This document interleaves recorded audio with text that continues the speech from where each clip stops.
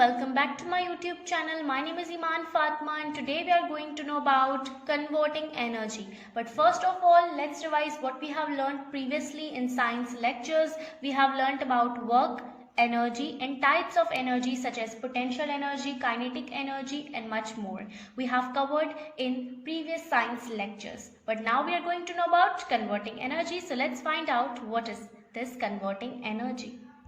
Okay, so we have 3 points related to converting energy. When work is done, energy is used. जब भी काम होता है तो एनर्जी की ज़रूरत पड़ती है.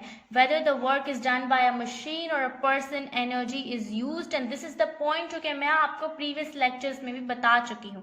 काम क्या कि जब भी हम अपना फोर्स किसी ऑब्जेक्ट पर अप्लाई करें और वो ऑब्जेक्ट डिस्टेंस तय करे तो ये होता है काम, और इस काम को परफॉर्म करने के लिए हमें एनर्जी की ज़रूरत होती है. The second point is that this energy does not disappear. अब ये एनर्जी जो कि हम इस्तेमाल करते हैं टू डू द वर्क, ये डिसअपियर नहीं होती. The thing is that it can not be disappeared but the energy converts from one form to another. लेकिन एनर्जी कन्वर्ट होती है एक फॉर्म से दूसरी फॉर्म में. हमने एनर्जी की टाइप्स पढ़ी हैं. कौन कौन सी? Potential, kinetic, thermal, electrical and much more. हमने बहुत सारी टाइप्स पढ़ी हैं एनर्जी की. And these types of energy convert from one type to another. जिस तरीके से पोटेंशियल एनर्जी काइनेटिक में कन्वर्ट हो सकती है, लेकिन यही पोटेंशियल एनर्जी डिसअपियर नहीं हो सकती कहीं से भी.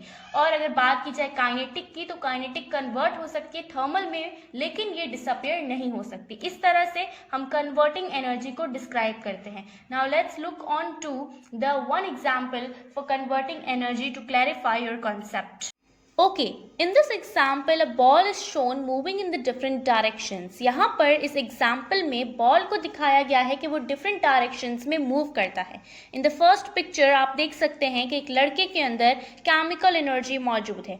This chemical energy is due to the chemical reactions जो कि उसकी बॉडी के सेल्स के अंदर होते हैं. अब यही केमिकल एनर्जी वो यूटिलाइज कर बॉल को ऊपर की तरफ फेंकता है. तो यहाँ पर केमिकल एनर्जी इसके अंदर मौजूद है. इन द सेकेंड पिक्चर आप देख सकते हैं कि बॉल मूव करता है अपवर्ड्स, यानी ऊपर की तरफ वो हरकत करता है. तो उसी हरकत की वजह से उसके अंदर काइनेटिक एनर्जी प्रोड्यूस होती है. तो क्या हुआ कि फर्स्ट पिक्चर में जहाँ केमिकल एनर्जी मौजूद थी वही केमिकल एनर्जी कन्वर्ट हो गई काइनेटिक एनर्जी में. इन द थर्ड पिक्चर आप देख सकते हैं कि ball is at the highest point. उसकी position above the ground, ground के ऊपर उसकी पोजीशन की वजह से उसके अंदर पोटेंशियल एनर्जी मौजूद है. अब यहाँ पर काइनेटिक एनर्जी कन्वर्ट हुई पोटेंशियल एनर्जी में. फोर्थ पिक्चर में आप देख सकते हैं कि बॉल दोबारा से नीचे की तरफ मूव कर रहा है. मूवमेंट की वजह से उसके अंदर दोबारा काइनेटिक एनर्जी प्रोड्यूस हो रही है due to the movement of the ball. अब यहाँ पर इसकी वजह से काइनेटिक एनर्जी प्रोड्यूस हुई और पोटेंशियल एनर्जी से काइनेटिक एनर्जी कन्वर्ट हो गई. इन द लास्ट पिक्चर आप देख सकते हैं कि बॉल दीवार को हिट करता है. जब वो हिट करता है तो उसके अंदर मौजूद पार्टिकल्स बहुत ज़्यादा तेज़ी से मूव करते हैं और उसी मूवमेंट की वजह से उसके अंदर थर्मल एनर्जी प्रोड्यूस होती है, क्योंकि उसके अंदर मौजूद पार्टिकल्स बहुत ज़्यादा तेज़ी से मूव करते हैं. Thermal is the heat energy. यहाँ पर आपने देखा कि आखिर में जो energy I that is heat. इसी तरह से सारी एनर्जी कन्वर्टिंग आके हीट एनर्जी पे ख़त्म होती है और वही हीट एनर्जी सराउंडिंग्स में रिलीज हो जाती है. अब यहाँ पर हमने एनर्जी कन्वर्टिंग पढ़ी, तो इस सारी कन्वर्जन को हम कहते हैं एनर्जी चेन, कि एक एनर्जी दूसरी एनर्जी में कन्वर्ट हो रही है. Now that leads us to an law, that is the law of conservation of energy. Now let's see what is the law of conservation of energy. Okay, so now we are going to know about the law of conservation of energy as I told you about the energy conversion. आपको बताया गया कि एक energy दूसरी energy में convert हो सकती है, जैसे कि पोटेंशियल एनर्जी काइनेटिक में और काइनेटिक थर्मल में कन्वर्ट हो सकती है. ये सारी एनर्जी कन्वर्जन हमें लीड करती है टू एनर्जी चेन. ये क्या बनाती है? एनर्जी चेन बनाती है, जिसके बाद हमें लॉ मिलता है which is the law of conservation of energy. अब हम देखते हैं that what is the law of conservation of energy. Okay, so the law of conservation of energy is that energy cannot be made or destroyed, but it can change from one form to another. ये हमने video के start में ही पढ़ लिया था कि energy disappear नहीं हो सकती, लेकिन ये एक फॉर्म से दूसरी फॉर्म में चेंज हो सकती है, और इसका मैंने आपके साथ एक एग्जाम्पल भी शेयर किया.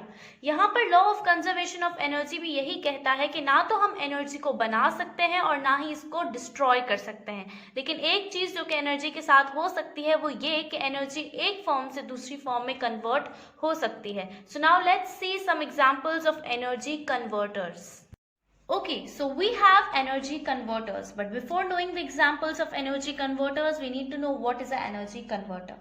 यूजुअली आपने देखा कि मैंने आपको एग्जाम्पल भी दिखाया कि एक एनर्जी दूसरी एनर्जी में किस तरह से कन्वर्ट होती है. तो यूजुअली आप एनर्जी कन्वर्टर्स का इस्तेमाल कर रहे होते हो to convert energy from one form to another. लेकिन ये जरूरी नहीं कि हर बार आप एनर्जी को सिर्फ एनर्जी कन्वर्टर से ही कन्वर्ट करो.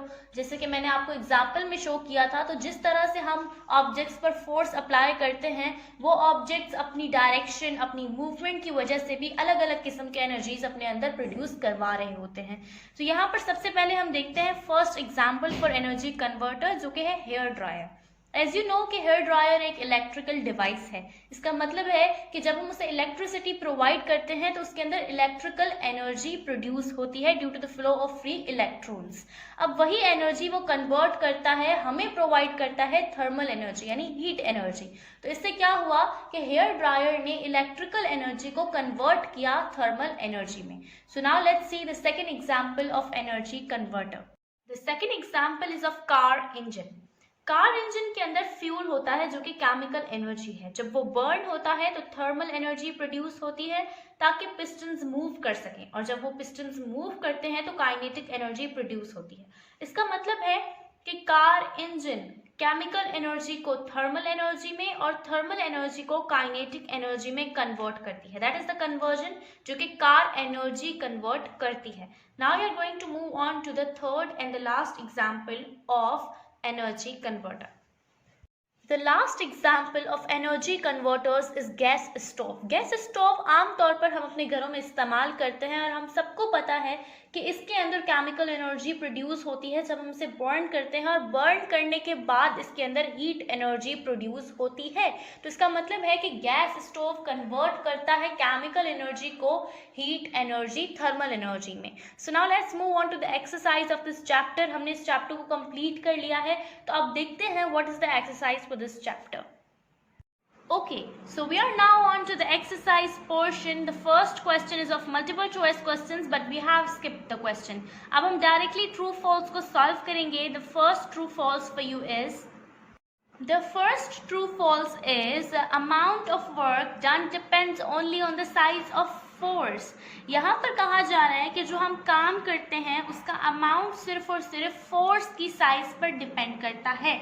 सिर्फ और सिर्फ फोर्स की साइज पर डिपेंड करता है. हाँ, अगर कहा जाता कि वर्क का अमाउंट फोर्स की साइज पर डिपेंड करता है तो यस इट इज़ ट्रू, ये करता है. लेकिन ओनली जो वर्ड है ये इस स्टेटमेंट को फॉल्स कंसिडर करवाता है. क्यों करवाता है? क्योंकि वर्क का अमाउंट सिर्फ फोर्स की साइज पर नहीं बट डिस्टेंस मूव्ड पर भी डिपेंड करता है. So this statement is false. Now we are going to move on to the second statement of true false. दूसरी स्टेटमेंट में कहा जा रहा है no energy is used when work is done. कोई भी एनर्जी का इस्तेमाल नहीं होता जब काम होता है. ये हो ही नहीं सकता. क्यों नहीं हो सकता? क्योंकि जब भी हम काम करते हैं तो एनर्जी यूज होती है. So this statement is also false. तो अब हम देखते हैं the third statement for true and false. Okay, we have the third true false, which is the units for work and energy are the same. Work और energy के लिए unit same होती हैं. As I told you in the lecture कि work के लिए unit joule है और एनर्जी के लिए भी हम जूल्स ही को यूज करते हैं टू मेजर एनर्जी. तो यहाँ पर ये स्टेटमेंट बिल्कुल ट्रू है because the units for work and energy are the same. So this statement is true. Now we are going to move on to the fourth statement for true and false. So the fourth statement for true and false is an energy chain is when one type of energy is converted to an other. यहाँ पर मैं आपको ये चीज़ भी बता चुकी हूँ कि एनर्जी चेन क्या होती है. एनर्जी चेन ये होती है कि एक किस्म की एनर्जी दूसरी किस्म में कन्वर्ट हो जाए. One type of energy is converted to another. This is energy chain. और मैंने आपको इस कन्वर्जन की एग्जाम्पल भी दी थी ऑफ एन क्रिकेट बॉल. तो यहाँ पर ये स्टेटमेंट बिल्कुल ट्रू है बिकॉज एक एनर्जी चेन यही होती है कि एक किस्म की एनर्जी दूसरी किस्म की एनर्जी में कन्वर्ट हो जाए. So now we are going to make it true. Okay, so now we are going to move on to the last true and false. So let's see which one is this. The last true and false is any object that is lifted above the ground has gravitational potential energy. This GPE stands for gravitational potential energy. यहाँ पर एक और चीज़ कि अगर आपको पता होगा कि ग्रेविटेशनल पोटेंशियल एनर्जी क्या है तो आपको ये स्टेटमेंट बिल्कुल भी डिफिकल्ट नहीं लगेगी और आप इसको आसानी के साथ ट्रू एंड फॉल्स कंसिडर करवा सकते हैं। जीपीई क्या होती है? ग्रेविटेशनल पोटेंशियल एनर्जी एक ऐसी एनर्जी जो कि स्टोर्ड होती है एक ऑब्जेक्ट के अंदर due to its position above the ground, right, above the ground. तो यहाँ पर भी यही कहा जा रहा है कि any object that is lifted above the ground has gravitational potential energy. So this statement is true क्योंकि हमने definition के मुताबिक इस statement को true consider करवाया है। So अब हम बढ़ते हैं towards the next question। तो देखते हैं what is the question. Okay, so the question number 2 is what are the following amounts of energy in joules? यहाँ पर वैल्यूज दी गई हैं किलो जूल्स और मेगा जूल्स में। हमें ये बताना है कि 20 kJ यानी 20 किलो जूल्स है तो उसमें जूल्स कितने होंगे एनर्जी के। अगर हमारे पास 20 मेगा जूल्स हैं तो बताना है कि जूल्स कितने होंगे एनर्जी के। तो सबसे पहला है हमारे पास 20 kJ किलो जूल्स। तो हम इसे सॉल्व किस तरह से करेंगे? पहली चीज तो हमें पता होना चाहिए कि 1 किलो जूल में जूल्स कितने होते हैं और 1 मेगा जूल में जूल्स कितने होते हैं। So first let's solve the first one. पहली वैल्यू है हमारे पास 20 kJ 20 किलो जूल्स। तो यहाँ पर हमें नहीं पता what is the value of 20 kilo joules and to know that we need to know कि यहाँ पर 1 किलो जूल्स में कितने जूल्स मौजूद हैं। तो इन 1 kJ और 1 kilo joule 1000 joules are present. 1000 joules are present. 1 kilo joule में 1000 जूल्स मौजूद हैं, 1000 जूल्स मौजूद हैं। तो हमें पता करना है कि 20 kJ 20 किलो जूल्स में कितने जूल्स मौजूद होंगे। तो हम करेंगे क्या, मेथड क्या है इसको सॉल्व करने का कि हम 20 को मल्टीप्लाई कर देंगे 1000 के साथ and then will got the answer 20,000 joules. Correct? आपको पता चला कि हम इसको किस तरह से सॉल्व करते हैं। सबसे पहले हमें नहीं पता what is the value of 20 kilo joules in joules. तो हमने क्या किया कि हमें पता लगाया कि 1 किलो जूल में कितने जूल्स मौजूद होते हैं। 1 किलो जूल में 1000 जूल्स मौजूद होते हैं। Then we multiplied 1000 with the value के साथ हमने 1000 को मल्टीप्लाई किया। 20 मल्टीप्लाई बाय 1000 हो गया 20,000 जूल्स। तो हमारे पास जूल्स में इसकी वैल्यू क्या आई? 20,000 जूल्स। इसका मतलब क्या हुआ कि 20 kJ किलो जूल बराबर होते हैं 20,000 जूल्स के। ओके, सो अब देखते हैं second value. Okay, so our second value is 10 mega joules. हमने पहली वैल्यू की 20 किलो जूल्स की और हमारी सेकंड वैल्यू है 10 मेगा जूल्स की। तो हमें सबसे पहले पता लगाना है कि 1 मेगा जूल में कितने जूल्स प्रेजेंट होते हैं। तो in 1 mega joule 10 lakh joules are present. 1 mega joule में 10 लाख जूल्स प्रेजेंट होते हैं। इसका मतलब ये है कि हम 10 को मल्टीप्लाई करेंगे विद 10 लाख तो हमारे पास आंसर क्या आएगा? Will multiply 10 with 10 lakh। Simply हमारे पास आंसर क्या आना है? अगर आपको बड़ी वैल्यूज को मल्टीप्लाई करने में थोड़ी सी कंफ्यूजन होती है तो आप इस तरह कर सकते हैं कि you will multiply 10 with 10 and you will got 100। Then we will put the remaining zeros in front. ठीक है, तो हमारे पास रिमेनिंग जीरोस है 5, तो हम 5 जीरोस फ्रंट पर पुट कर देंगे and will got the answer here. ठीक है, तो हमें पता चल गया कि 10 मेगा जूल्स कितने के बराबर होता है। 10 mega joules is equal to 10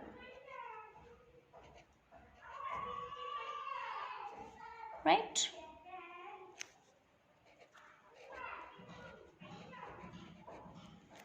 okay, तो हमें पता चल गया कि 10 मेगा जूल्स बराबर होता है इतने जूल्स के। So now will move on to the third value.